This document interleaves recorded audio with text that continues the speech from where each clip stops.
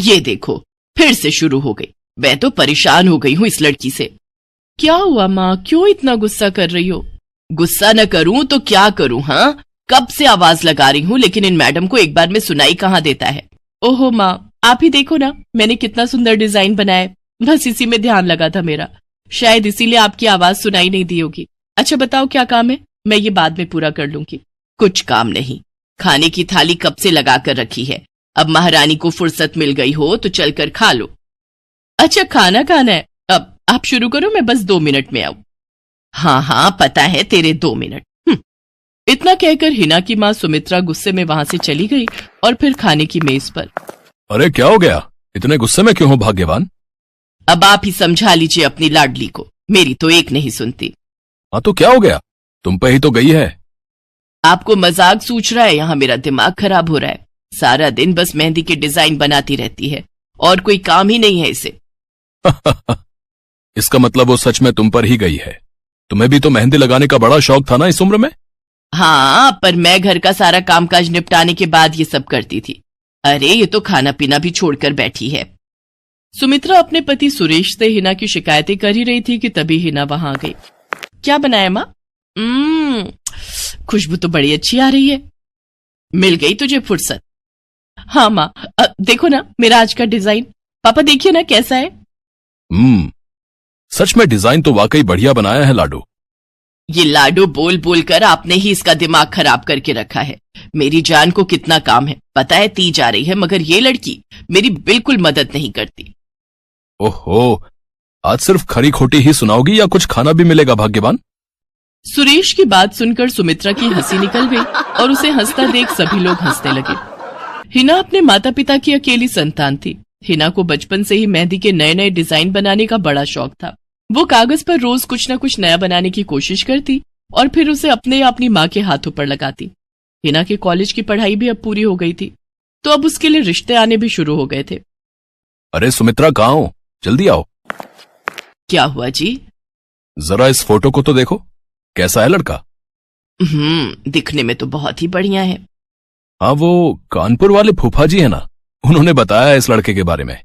अपनी हिना के लिए कैसा रहेगा?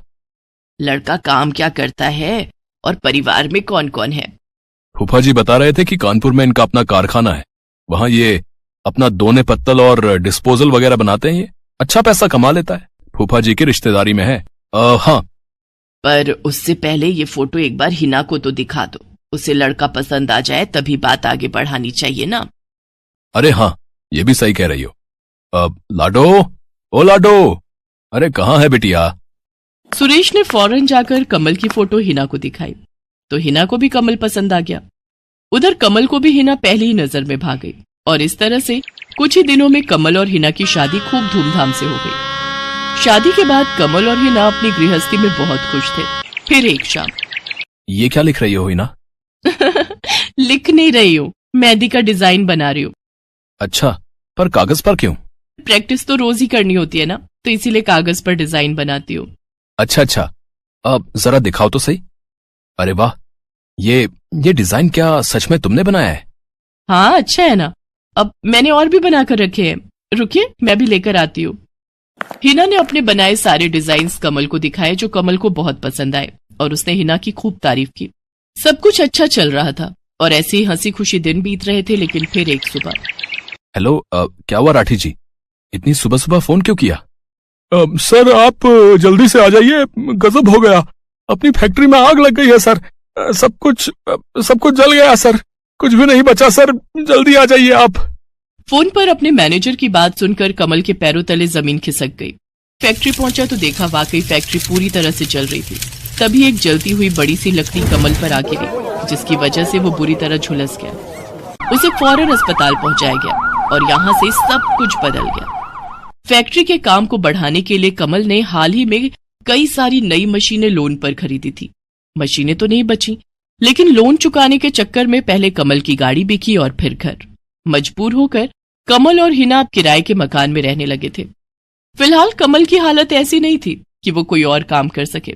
ऐसे में हिना ने घर चलाने का जिम्मा उठाया और वो घर घर जाकर औरतों के हाथों पर मेहंदी लगाने लगी। हालांकि इस काम से उसे बहुत कम पैसे ही मिल पा रहे थे, लेकिन हिना फिर भी पूरी मेहनत कर रही थी। क्या से क्या हो गया ना हिना, मैं किसी काम का नहीं रहा, हम बर्बाद हो गए। मैंने कहा था तुम्हें रानी बनाकर रखूंगा, मगर मेरे रहते हुए भी तुम्हें कितना संघर्ष करना पड़ रहा है। ऐसा क्यों कह रहे हैं आप बिल्कुल चिंता मत कीजिए, देखना धीरे धीरे सब ठीक हो जाएगा। हिना चाहती थी कि वो अपना एक पार्लर खोले, लेकिन फिलहाल ये मुमकिन नहीं था।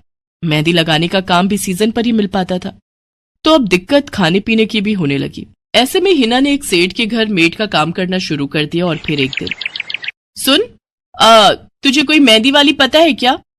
क्यों मैडम? अरे वो तीज आ रही है ना, तो मेहंदी लगवानी थी। हाँ, बाहर इतनी गर्मी है, अब ऐसे में कौन बाहर जाए, तो घर पर ही आकर कोई लगा दे तो बढ़िया रहेगा।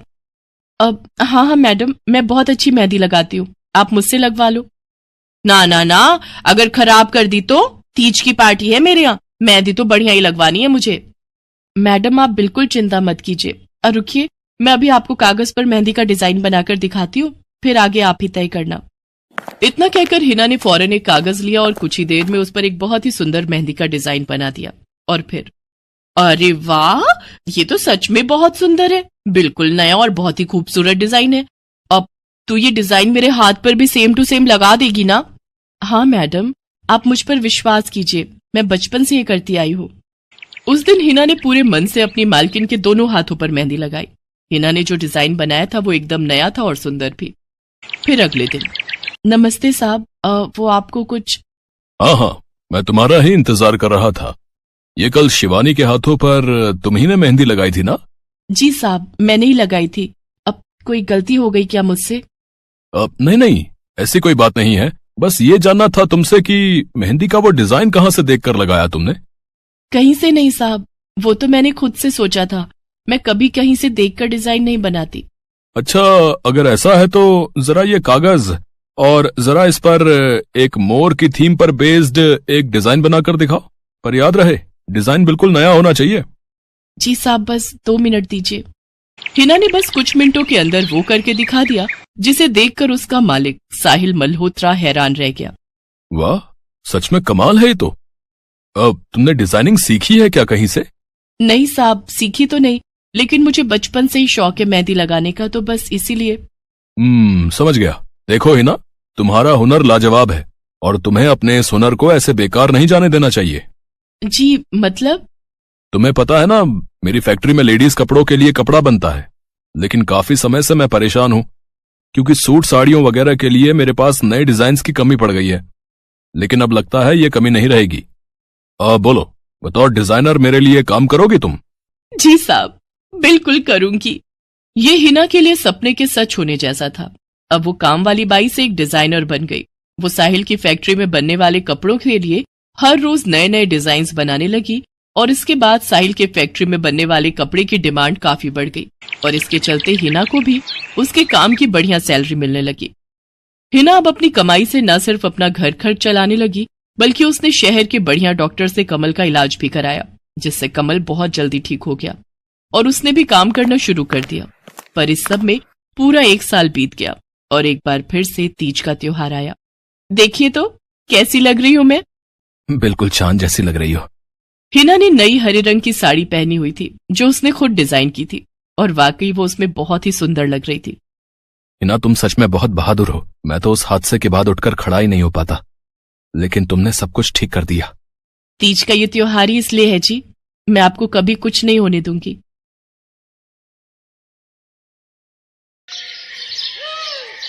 मीरा, ओ मीरा, चल तो जल्दी से आटा गूंथ दे, मैं फटाफट रोटियां सेक दूंगी। नहीं माँ, मैं नहीं गूंथ पाऊंगी, मैंने मेहंदी लगा ली है हाथ पर। क्या? सुबह सुबह तू फिर मेहंदी लगाकर बैठ गई? बड़ी मक्कार है सच में, काम में मदद ना करनी पड़े इसलिए जब देखो मेहंदी लगाकर बैठ जाती है। चल जल्दी से हाथ धोकर आ मेरे पास, मुझे काम पर जाने के लिए देर हो रही है। माँ बस आज कर लो ना, देखो ना मैंने कितनी मेहनत से कितना सुंदर डिजाइन बनाया है। लेकिन जैसे ही उसकी नजर मीरा के हाथों पर पड़ती है, उसका गुस्सा पल भर में गायब हो जाता है। वो मीरा से कहती है, अरे वाह मीरा, तूने तो बड़ी सुंदर मेहंदी लगाई है। हाँ माँ, वो शांति दीदी ने मुझे एक किताब दी थी कल, उसमें बड़े ही सुंदर सुंदर डिजाइन बने हैं, बस उसी में से देखकर लगाई है मैंने। सुंदर है ना? हाँ बहुत सुंदर है। अरे लेकिन मुझे तो ओफो, फिर लगा लिया ना तूने बातों में। पहले से ही देर हो रही है, ऊपर से तू भी मेहंदी लगाकर महारानी जैसे बैठ गई है। माँ, तुम इतना परेशान क्यों होती हो? 1-2 घंटे में जब मेरी मेहंदी सूख जाएगी तो मैं घर के सारे काम कर दूंगी। मीरा की बात मानकर कावेरी काम पर चली जाती है। वो एक बड़ी सोसाइटी के घरों में काम करती थी और इसी काम से कावेरी और मीरा का गुजारा चलता था। कावेरी के पति की कई साल पहले एक सड़क हादसे में मौत हो गई थी। तब से कावेरी पर ही सारी जिम्मेदारी थी। मीरा भी घर के कामों में उसका पूरा हाथ बटाती थी। मीरा को मेहंदी लगाना बहुत पसंद था। उसने अपने घर के पीछे मेहंदी के कई सारे पौधे लगा रखे थे, जिनका वो बहुत ख्याल रखती थी। वो अपने हाथों से मेहंदी के पत्तों को पीसकर अपने हाथों में लगाने के लिए तैयार करती थी। फिर एक दिन, मीरा, हमें इस जगह पर थोड़ी मोड़ी खेती कर लेनी चाहिए। ये मेहंदी के पौधों से कुछ कमाई थोड़े ही हो रही है, खेती कर लेंगे तो कुछ पैसे ही बन जाएंगे। नहीं माँ, मेरे मेहंदी के पौधों को हाथ भी मत लगाना। बाजार से मेहंदी खरीदने के तो पैसे हैं नहीं हमारे पास, अब इन्हें तो रहने दो। ये कहते हुए मीरा की आंखों में आंसू थे। कावेरी उसके सिर पर हाथ रखते हुए कहती है, मीरा, मैं जानती हूँ तुझे मेहंदी लगाना बहुत अच्छा लगता है, लेकिन बेटा अपनी हालत तो तुझे पता ही है ना, मैं कितनी मुश्किल से। माँ, सब समझती हूँ मैं, जाओ कर लो जो करना है। इतना कहकर मीरा रोते हुए वहाँ से चली जाती है। कावेरी को उसके लिए बुरा लग रहा था। वो मीरा की मेहंदी के पौधों को कुछ नहीं करती। ऐसे ही कई दिन गुजर जाते हैं। ज्यादा काम करने की वजह से कावेरी की तबीयत खराब रहने लगी। वो बहुत जल्दी जल्दी बीमार पड़ने लगी। तो मीरा ने उससे कहा, माँ, तुम रहने दो, तुम्हें बुखार है, रात भर सोई नहीं हो, मैं चली जाती हूँ काम पर। नहीं मीरा, तू कैसे? ना, नहीं, मैं ठीक हूँ, मैं जाती हूँ। कावेरी जैसे ही उठकर चलने की कोशिश करती है, अचानक उसे चक्कर आ जाता है। मीरा उसे सहारा देकर बिस्तर पर लिटा देती है और उससे कहती है, बस माँ, अब तुम आराम करोगी और काम पर अब से मैं जाऊंगी। कावेरी घर पर रहकर आराम तो कर रही थी, लेकिन वास्तव में उसे अच्छे इलाज की भी जरूरत थी, जिसके लिए पैसे थे नहीं। दूसरी तरफ अब हर रोज मीरा काम पर जाती और लौटकर घर के भी सारे काम उसे ही करने पड़ते थे। इस सब में उसे मेहंदी लगाने का बिल्कुल भी वक्त नहीं मिल पाता था। मीरा, कितने दिन हो गए तूने मेहंदी नहीं लगाई? हाँ माँ, बस मन नहीं कर रहा। अच्छा, मेहंदी लगाने का तेरा मन नहीं? मैं सब जानती हूँ। मैंने बिस्तर पकड़ लिया है और मेरी फूल सी बच्ची पर सारे काम पड़ गए हैं। अब बस बहुत हो गया आराम। मीरा, जा, तू जाकर मेहंदी लगा ले, आज मैं जाऊंगी काम पर।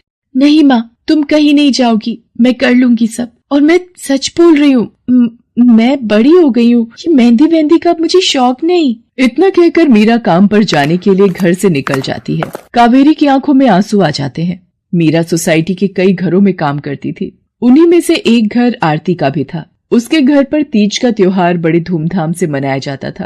तीज की तैयारियों में मीरा भी मदद कर रही थी। इसी बीच, अरे ऐसे कैसे? मैंने सारे रिश्तेदारों को बुला लिया है, मेरी सारी फ्रेंड्स भी आने वाली हैं। मैं क्या कहूँगी उन्हें? फोन पर काफी देर बहस करने के बाद आरती फोन रख देती है। उन्हें उदास देखकर मीरा उससे पूछती है, क्या हुआ मैडम जी, आप कुछ परेशान लग रहे हो? हाँ मीरा, बड़ी मुसीबत हो गई। कल तीज का फंक्शन है, मैंने सबको मेहंदी लगवाने के लिए यहीं बुला लिया है और आखिरी मौके पर ये पार्लर वाली धोखा दे गई। कह रही है कल नहीं आ पाएगी। अब क्या होगा? इतनी जल्दी कौन तैयार होगा सबको मेहंदी लगाने के लिए? मैडम जी, वैसे मैं भी ठीक ठाक मेहंदी लगा लेती हूँ। अरे हाँ, कावेरी ने मुझे बताया तो था एक बार कि तुझे मेहंदी लगाने का बहुत शौक है। वैसे मुझे तो कोई परेशानी नहीं है, तू देख ले बेटा, बहुत सारे हाथ लगाने होंगे और मेहंदी बढ़िया लगनी चाहिए सबके। आप बिल्कुल चिंता मत करिए मैडम जी, मैं सब अच्छे से करूँगी। बहुत दिनों बाद मीरा के चेहरे पर खुशी थी। उसने घर पहुंचते ही मेहंदी के खूब सारे पत्ते तोड़कर पत्थर पर पीसना शुरू कर दिया। ये देखकर कावेरी ने मीरा से कहा, अरे मीरा, शाम हो गई है, अब मेहंदी मत लगा, मौसम भी ठंडा है बेटा। ये मेहंदी मैं अपने लिए नहीं पीस रही माँ, वो 5वें फ्लोर वाली मैडम जी है ना, कल उनके यहाँ लगानी है। अच्छा बेटा, पर ध्यान से बेटा, वो बड़े लोग हैं, कोई गलती ना हो जाए। माँ, तुम बिल्कुल चिंता मत करो, मेहंदी लगाने में मुझसे कभी कोई गलती हो ही नहीं सकती। मीरा खूब सारी मेहंदी तैयार करके अगले दिन आरती के घर पहुंच जाती है। वो अपनी मेहंदी को कोन में भरने लगती है कि तभी आरती की एक फ्रेंड आरती से, आरती, ये किसे बुला लिया तुमने? मैंने जिस पार्लर का नंबर दिया था तुम्हें, उससे बात नहीं हुई क्या? हुई तो थी, लेकिन उसने आखिरी वक्त पर मना कर दिया। तुम बिल्कुल चिंता मत करो, ये मीरा है, मेरी हाउसमेड है ना कावेरी, ये उसी की बेटी है, बहुत अच्छी मेहंदी लगाती है ये। ओफो आरती, तुम भी ना, पार्लर की बात अलग होती है, उन लोगों का मटेरियल ब्रांडेड होता है, मेहंदी के रचने की गारंटी मिलती है वहां से। और इसकी मेहंदी तो मुझे कुछ समझ नहीं आ रही, इस पर तो कोई लेबल तक नहीं है, अगर कुछ गलत रिएक्शन हो गया हाथों पर तो। आप बिल्कुल चिंता मत कीजिए मैडम जी, ये मेहंदी मैंने खुद पीस कर तैयार की है। मेरे पास बहुत सारे मेहंदी के पौधे हैं, इसमें कुछ भी ऐसा नहीं है जो आपके हाथों को नुकसान दे। ना भाई ना, सॉरी आरती, बट मैं अपने हाथों को लेकर कोई रिस्क नहीं ले सकती। तुम सब लगवाओ, मैं तो पार्लर जाकर ही लगवाऊंगी। इतना कहकर आरती की दोस्त शालिनी वहां से चली जाती है। आरती मीरा को इशारा देकर काम शुरू करने को कहती है। अरे वाह, मानना पड़ेगा, इस बच्ची ने कमाल की मेहंदी लगाई है। मुझे तो नहीं लगता कि इस मेहंदी का वैसा रंग आएगा जैसा पार्लर वाली मेहंदी का आता है। अब बस भी करो शालिनी, मेहंदी कैसी रचेगी ये कल तक पता चल ही जाएगा ना। बच्ची है वो, उसे इस तरह डराओ तो मत। अरे मुझे क्या, मेरे हाथ कौन सा खराब होने वाले हैं, तुम ही लोग लगवाओ और तुम ही भुगतना। शालिनी गुस्से में वहां से चली जाती है। उसे पूरा यकीन था कि मीरा की मेहंदी रचेगी नहीं, साथ ही हाथों पर उसका गलत रिएक्शन भी हो सकता है, लेकिन जो हुआ वो इससे बिल्कुल अलग था। अगले दिन मीरा के घर पर। अरे मैडम जी, आप यहाँ? आपने तो आज काम पर आने के लिए मना किया था ना, मैं इसीलिए नहीं आई। हाँ, कल तुम कितना थक गई थी, इसीलिए मैंने आने को मना किया। मैं यहाँ तुम्हें काम पर बुलाने नहीं बल्कि किसी और काम से आई हूँ। अंदर नहीं बुलाओगी? अरे माफ कीजिएगा मैडम जी, आइए अंदर आइए। आरती को देखकर कावेरी भी बिस्तर से उठकर खड़ी हो जाती है। आरती के साथ उसकी दोस्त शालिनी भी थी। मीरा उन दोनों को पानी देते हुए कहती है, ये लीजिए मैडम जी, मेहंदी तो ठीक से रची ना मैडम जी? ये तुम्हें मैं नहीं, शालिनी बताएगी। फिर शालिनी अपने हाथ मीरा की तरफ बढ़ा देती है। उसके हाथों पर कई जगह छाले पड़े हुए थे। ये देखकर मीरा उससे कहती है, अरे ये क्या हुआ मैडम जी? मैंने तुमसे मेहंदी नहीं लगवाई, उल्टा तुम्हारा अपमान करती रही, उसी की सजा मिली है मुझे। मैंने सबसे महंगे वाले पार्लर में जाकर मेहंदी लगवाई। मैंने उनसे जोर देकर कहा कि मेहंदी का रंग बहुत बढ़िया आना चाहिए। इस चक्कर में उन्होंने पता नहीं क्या क्या मिला दिया मेहंदी में, और मेरे हाथों का ये हाल हो गया। और दूसरी तरफ तुम्हारी मेहंदी, जिसने भी लगवाई उसके हाथों की रंगत ही अलग है। देखो आरती के हाथ देखो जरा। आरती ने अपने हाथ आगे बढ़ा दिए, जिन पर मीरा के हाथों से लगी मेहंदी का बहुत ही अच्छा रंग चढ़ा था। फिर आरती कावेरी के पास जाकर उससे बोली, बस कावेरी, ये झाड़ू पोछा और बर्तन बहुत करवा लिए तुमने मीरा से, ये अब वो करेगी जो इसे करना चाहिए। जी क्या मतलब मैडम जी? ये अब मेहंदी लगाएगी सबके हाथों पर। हमारी एक दोस्त का अपना ब्यूटी पार्लर है, उसे मीरा का काम और उसकी मेहंदी की क्वालिटी बहुत अच्छी लगी। वो मीरा को अपने यहाँ काम देना चाहती है, अच्छे पैसे भी देगी वो मीरा को, और तो और वहाँ रहकर मीरा पार्लर के दूसरे काम भी सीख पाएगी। आरती की बात सुनकर कावेरी की आंखों में आंसू आ जाते हैं। वो हाथ जोड़कर आरती का शुक्रिया अदा करती है। मीरा भी बहुत खुश थी। अब न सिर्फ वो अपना मेहंदी लगाने का शौक पूरा कर सकती थी, बल्कि अच्छे पैसे कमाकर अपनी माँ का इलाज भी करवा सकती थी। एक समय की बात है, केशवपुर नामक गांव में सरला नाम की एक बूढ़ी विधवा औरत अपने बेटा बहू के साथ रहती थी। सरला की बहू जया स्वभाव से बहुत बुरी थी। वो रोजाना सरला से बात बात पर लड़ती रहती थी। सरला का पति किशन शहर में मजदूरी करता था, इसलिए वो कभी कभी ही गांव आ पाता था। किशन शहर से घर खर्चे के लिए पैसे भेजता तो 2 लिफाफे भेजता, एक अपनी माँ के नाम और एक अपनी पत्नी के नाम। पर जया सरला के पैसे भी अपने पास ही रख लेती थी। ऐसे ही एक दिन, ये सरला देवी और जया जी के नाम के मनी ऑर्डर हैं। लाओ भैया, जल्दी से मुझे दे दो। ये सरला देवी के हस्ताक्षर करके ही उन्हें मिलेगा।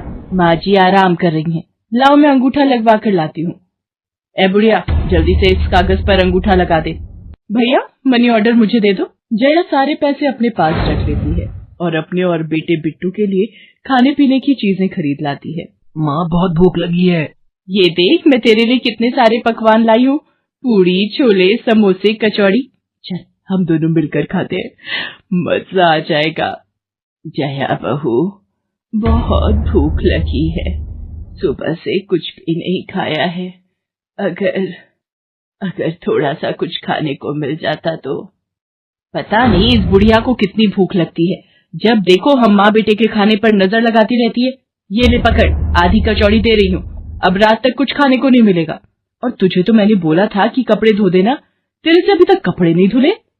ये कचौड़ी खाकर चुपचाप सारे कपड़े धो देना, नहीं तो मुझसे बुरा कोई नहीं होगा। बेचारी सरला कचौड़ी का एक टुकड़ा खाकर भला क्या पेट भरती। वो फिर से दोबारा काम पर लग जाती है। एक दिन किशन शहर से वापस आने वाला था। जया को पता था कि जब किशन सरला से पूछेगा कि वो उसे पैसे बराबर भेजता है तो उसे मिलते हैं या नहीं। ये बात सोचकर जया थोड़ा घबरा जाती है और वो सरला से कहती है, ओ बुढ़िया, अगर तूने अपने बेटे से कहा कि तुझे उसके भेजे हुए पैसे नहीं मिलते तो मुझसे बुरा कोई नहीं होगा। वो तो एक दिन रहकर चले जाएंगे, उसके बाद जो मैं तेरा हाल करूंगी ना, फिर तू देखती रह जाएगी। इसलिए अपने बेटे के सामने दुखड़े रोने की कोशिश मत करना। नहीं बहू, मैं किशन को कुछ नहीं कहूंगी। माँ, मैंने तुम्हें पैसे भेजे थे, वो तुम्हें मिल गए थे ना? अरे आप बिना कैसी बातें करते हो? माँ जी को मैं बराबर से पैसे देती रहती हूँ। माँ जी, ये लो गरम गरम पनीर के पकौड़े, आप भी खाओ। किशन 2 दिन रहकर शहर वापस चला जाता है। जया फिर से अपने रूप में आ जाती है। दिन भर सरला काम करके एक दिन चक्की से आटा पिसवा कर लौट रही थी कि अचानक उसे चक्कर आ जाते हैं। रिक्शा में जाती एक लड़की देख लेती है। भैया, इन्हें उठाने में मेरी मदद करो, बेचारी पता नहीं कौन है। सुमन, ये तेरे साथ कौन है? ये रास्ते में बेहोश हो गई थी, मैं इन्हें घर ले आई, लगता है इन्हें होश आ गया है। अब कैसा लग रहा है आपको? मैं ठीक हूँ बेटी, तुम्हारा बहुत बहुत शुक्रिया बेटी। माँ जी, आप इतनी भारी आटे की बोरी अकेले ही उठा कर ले जा रही थी, आपके बच्चे या कोई? सरला की आंखों में आंसू आ जाते हैं, वो रो पड़ती है। माँ जी, कोई परेशानी है तो आप हमसे कह सकते हो, मुझे लग रहा है आप बहुत परेशानी में हो। क्या करूं बेटी, मैं इस जीवन से हार गई हूँ। सरला के दुख का घड़ा फूट जाता है और वो सारा दुख सुमन और बाकी लड़कियों को बताती है। अब इस संसार में जीने की कोई इच्छा नहीं है मेरी। माँ जी, ऐसा मत सोचिए, आप जीवन से यूं निराश मत होइए। अब आप अपनी बहू के पास वापस मत जाना, आप यहाँ हमारे साथ रहो। बेटी, तुम बहुत अच्छी हो, भगवान तुम्हारा भला करे। तुम लोग यहाँ गांव में रहती हो क्या? जी माँ जी, हम मेहंदी वाली हैं। हम लोग मेहंदी लगाने का काम करती हैं और आसपास के गांव और शहरों में मेहंदी लगाने जाती हैं। क्या मैं भी ये काम सीख सकती हूँ? क्यों नहीं, बिल्कुल, और ये तो बहुत अच्छी बात है। हमारे ग्रुप में आप भी जुड़ जाओगे, मैं आपको मेहंदी लगाना सिखाऊंगी। सरला अब उन लड़कियों के साथ ही रहने लगी और कुछ ही समय में वो बहुत अच्छी मेहंदी लगाना सीख गई। इधर जया सरला के कुछ दिन तक वापस न आने से घबरा जाती है। ये बुढ़िया इतने दिनों से कहाँ गायब है, मुझे तो कोई खोज खबर नहीं है। बिट्टू के बापू ने हम सबको अचानक शहर बुलाया है, वहां जाकर अब यही बोलना पड़ेगा कि बुढ़िया की तबीयत खराब थी इसलिए नहीं ला सकी। जया बिट्टू को लेकर किशन के पास शहर पहुंचती है। क्या हुआ जया, माँ तुम्हारे साथ नहीं आई? वो माँ जी की तबीयत कुछ ठीक नहीं थी, इसलिए मैंने उन्हें बोला कि वो गांव में ही रहें। बेकार में सफर करती तो उनकी तबीयत और खराब हो जाती। पर तुमने मुझे अचानक क्यों शहर क्यों बुला लिया? अरे वो हमारे सेठ जी की लड़की की शादी है, इसलिए उन्होंने बोला कि कोई ऊपर के कामों के लिए मिल जाए। मैंने सोचा तुम्हें बुला लेता हूँ, और माँ भी थोड़े दिन के लिए मेरे पास रह लेगी। चलो कोई नहीं, मैं तुम्हें मालकिन से मिलवा देता हूँ। देखो किशन, शाम को मेहंदी का समारोह है तो काम अच्छे से निपटाने हैं। जितने भी मेहमान आएंगे उनके स्वागत में कोई कमी ना होने पाए। आप चिंता मत करो मालकिन, सब हो जाएगा। ये मेरी पत्नी है, मैंने इसे गांव से बुला लिया है, ये सब संभाल लेगी। जया मेहंदी समारोह की तैयारियों में काम करवाने लगती है। सब मेहमान आने लगते हैं। रिचा, मेहंदी वाली अभी तक नहीं आई, कितने बजे का टाइम दिया था? मम्मी, मेरी उनसे बात हो गई है, बस कुछ ही देर में आती होंगी। लो वो आ गई। माँ जी, ये यहाँ कैसे? मेहंदी वाली लड़कियों के साथ? माँ यहाँ? जया, तुम तो कह रही थी कि माँ बीमार है और गांव में है, पर माँ मेहंदी वाली लड़कियों के साथ क्या कर रही है? मुझे कुछ समझ नहीं आ रहा। मैं माँ के पास जा रहा हूँ। माँ, तुम यहाँ इन सबके साथ? किशन बेटा, आप मेरे साथ इधर आइए, मैं आपको सब बताती हूँ। ये लड़की इनको सब कुछ बता देगी। शायद आप नहीं जानते हैं, आपकी पत्नी ने आपकी माँ पर बहुत जुल्म किए हैं, इसीलिए ये बेचारी अपना घर छोड़कर हमारे साथ रहने को मजबूर थी। सुमन किशन को सारी सच्चाई बताती है। सरला की आंखों में आंसू आ जाते। किशन सबके साथ जब घर आ जाता है। जया, तुम्हें शर्म आनी चाहिए, तुमने मेरी माँ के साथ इतना बुरा व्यवहार किया। तुम्हारी वजह से मेरी माँ दर दर भटक रही है। अब तुम मेरे साथ एक पल भी नहीं रहोगी। बिट्टू को मैं पाल लूंगा। अभी के अभी अपने मायके निकल जाओ। ऐसा मत कहो, मैं आप लोगों के बिना कैसे रहूंगी। मुझे माफ कर दो, मुझे माफ कर दो, मेरे से गलती हो गई। माँ जी, मुझे माफ कर दो। किशन बेटा, मैं किसी से भी नाराज नहीं हूँ। जया बहू को माफ कर दे। गलती इंसान से ही होती है बेटा। मैंने जया बहू को माफ कर दिया। किशन जी, आप चिंता मत कीजिए, आपकी माँ जी अब हमारे साथ ही काम करेंगी। उस दिन के बाद जया ने अपना व्यवहार बदल लिया। सरला ने मेहंदी लगाना नहीं छोड़ा। वो अपनी मेहंदी लगाने के काम को करती रही। जया को अपनी गलती का एहसास हो गया था। अब वो भी सरला की बहुत देखभाल करती थी। संध्या की बुआ, जो कि दिल्ली में रहती थी, वो उसके लिए एक अच्छे घर का रिश्ता लेकर आई थी। देखो भैया, मेरी इतनी जान पहचान तो नहीं है लड़के वालों से, पर इतना जानती हूँ, अड़ोस पड़ोस में कहीं पूछोगे तो लोग अच्छा घर ही बताएंगे। ठीक है सुमन, अगर तुम कहती हो तो लड़के वालों को एक बार बुला लेते हैं। अब संध्या भी लड़के को देख लेगी। संध्या की बुआ लड़के वालों से अपने तरीके से बात कर लेती है और कुछ दिनों बाद संध्या की शादी विपुल नाम के लड़के से हो जाती है। पता नहीं इस काम वाली को छुट्टी लेकर गांव अभी जाना था। उसे पता था शादी वाला घर है, नई नवेली दुल्हन आएगी तो घर में 100 काम होंगे, फिर भी बिना बताए गांव निकल गई। अब मैं दूसरी काम वाली इतनी जल्दी कहाँ से ढूंढूंगी। राजेश्वरी, एक प्याली चाय दे दो तो बड़ी मेहरबानी होगी। सुबह से एक प्याली चाय भी नहीं मिली है। तुम्हें तो जब देखो चाय पीने की पड़ी रहती है। पता भी है एक बर्तन नहीं है धुला हुआ जिसमें तुम्हारी चाय बना दूं। ढेरों बर्तन रसोई में पड़े हैं झूठे। माँ, मैं कॉलेज जा रही हूँ, तुम मुझे ये मत कहना कि मैं छुट्टी कर लूं और तुम्हारे साथ घर का काम करवाऊं। मेरा आज बहुत बड़ा प्रोजेक्ट सबमिट होना है, इसलिए मैं तो कोई काम नहीं कर सकती। ये लो, अब इसे भी अभी कॉलेज जाना था। अब मैं क्या करूं, कुछ समझ नहीं आ रहा। संध्या की सास राजेश्वरी अभी काम वाली को लेकर परेशान हो ही रही थी। तभी संध्या राजेश्वरी की सारी बातें सुन लेती है और रसोई में जाकर बर्तन धोने लगती है। अरे संध्या बहू, तुम ये रसोई में क्या कर रही हो? हटो हटो हटो, ये झूठे बर्तन तुमसे थोड़ी करवाऊंगी। अभी तुम्हारे हाथों की मेहंदी भी नहीं उतरी। माँ जी, आप परेशान मत हो, मैं थोड़ी देर में ही सारा काम निपटा दूंगी। आप अकेले इतना काम नहीं कर पाओगे। ठीक है, अगर तुम कहती हो तो मैं कोई और काम कर लेती हूँ। माँ, पड़ोस में किसी से पता करो, शायद कोई और काम वाली मिल जाए। मैंने पूछा था, पर अभी किसी भी काम वाली के पास समय नहीं है। पुलकित काम पर चला जाता है। संध्या सारे घर का काम करती है। अब तो रोजाना ही ऐसा होने लगा। काम वाली तो थी नहीं। संध्या की ननद पूजा सुबह होते ही कॉलेज निकल जाती और सास पैरों में दर्द के बहाने बिस्तर पर आराम करती। संध्या तो मानो घर के कामों में ही उलझ गई। एक शाम, माँ, तुम बिल्कुल सही बहू ढूंढ कर लाई हो। बेचारी गरीब घर की है, इसलिए चुपचाप संस्कारी बहू की तरह घर के काम कर लेती है। अगर कोई पैसे वाले घर की लड़की बहू बनाकर ले आती तो वो पूरे घर को अपने इशारों पर नचाती और तुम और मैं बस बर्तन घिसते रह जाते। तभी तो मैंने इसकी बुआ को शादी के लिए हाँ कह दिया था। मुझे पता है ये गरीब घर की लड़कियां बड़ी सीधी सादी बहुएं साबित होती हैं। अब काम वाली गांव भाग गई। सोच ये ना होती तो कौन काम करता। राजेश्वरी, तुम दोनों माँ बेटी को तो संध्या बहू का शुक्रगुजार होना चाहिए। बेचारी ने आते से ही पूरा घर संभाल लिया। ऐसे ही दिन बीत रहे थे। संध्या सभी घर वालों की देखभाल का पूरा ध्यान रखती थी।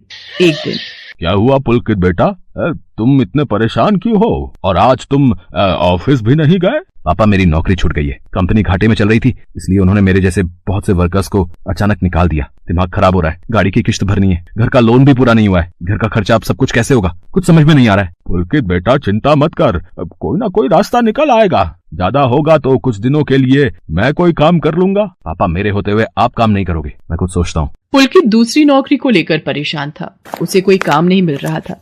घर में पैसों की तंगी भी शुरू हो गई। पुलकित ने अपनी गाड़ी बेच दी। घर के लोन को लेकर वो परेशान था।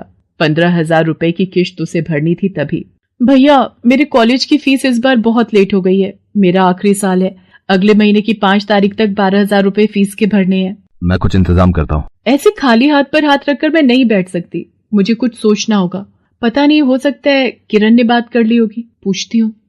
हेलो किरण, मैं संध्या बोल रही हूँ। तूने बात की? फिर पार्लर में जगह खाली है क्या? हाँ, मैंने बात कर ली है। 12,000 रुपए महीना देंगी रविता मैम। बोल, तू हाँ बोलती है तो मैं बात कर लेती हूँ। ठीक है, तू हाँ बोल दे, कम से कम कुछ तो पैसे आ जाएंगे। संध्या पुलकित से पार्लर में मेहंदी लगाने की नौकरी की बात करती है।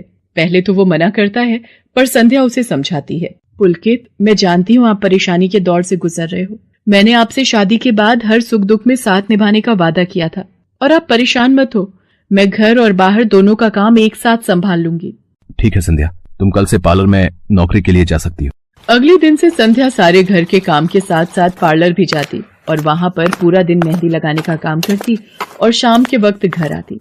संध्या बहुत मेहनत कर रही थी ताकि वो अपने परिवार की मदद कर सके। संध्या बहुत सुंदर मेहंदी लगाती थी। ये बात उसकी सास को तब पता चली जब उसने पार्लर में काम करना शुरू किया। संध्या को पार्लर में काम करते हुए 1 महीना बीत चुका था। पार्लर की मालकिन रविता भी संध्या के मेहंदी लगाने के काम को देखकर बहुत खुश थी। संध्या, तुम सचमुच बहुत मेहनती हो। पिछले 1 महीने में बहुत से क्लाइंट तुम्हारी तारीफ कर रहे हैं और अपनी फैमिली फ्रेंड्स की शादी या सगाई फंक्शन के लिए तुम्हें ही मेहंदी के लिए बुक करना चाहते हैं। और हाँ, ये तुम्हारी सैलरी 12,000 रुपए। बाकी ये तुमने ओवर टाइम भी शादी के सीजन में बहुत किया है, उसके 6,000 रुपए अलग से दे रही हूँ। थैंक यू मैम, आपने मेरे काम की इतनी तारीफ की। मैं तो बस भगवान की कृपा से मेहनत से करती हूँ। संध्या घर आ जाती है और 12,000 रुपए पूजा के हाथ में रखती है। पूजा, ये तुम्हारी कॉलेज की फीस के पैसे, तुम कल ही अपनी फीस जमा कर देना। भाभी, ये तो आपकी मेहनत की कमाई है, आप ये सारे पैसे मुझे दे रहे हो? नहीं नहीं भाभी। पूजा, तुम मुझे अपनी भाभी कहती हो ना, और भाभी तो माँ समान होती है, तो क्या तुम अपनी भाभी माँ के पैसे नहीं लोगी? तुम अपने भैया से भी तो लेती हो ना। फिर मेरे और अपने भैया में फर्क है, मैं भी तो इस घर का हिस्सा हूँ, इसलिए ये पैसे रख लो। मुझे माफ कर दो भाभी, मैंने ना जाने आपके बारे में क्या क्या गलत सोचा। पुलकित को भी दूसरी नौकरी मिल जाती है। अब संध्या और पुलकित दोनों मिलकर काम करते थे। राजेश्वरी और पूजा भी अब संध्या की घर के कामों में बहुत मदद करती थी। परिवार में खुशियां फिर से लौट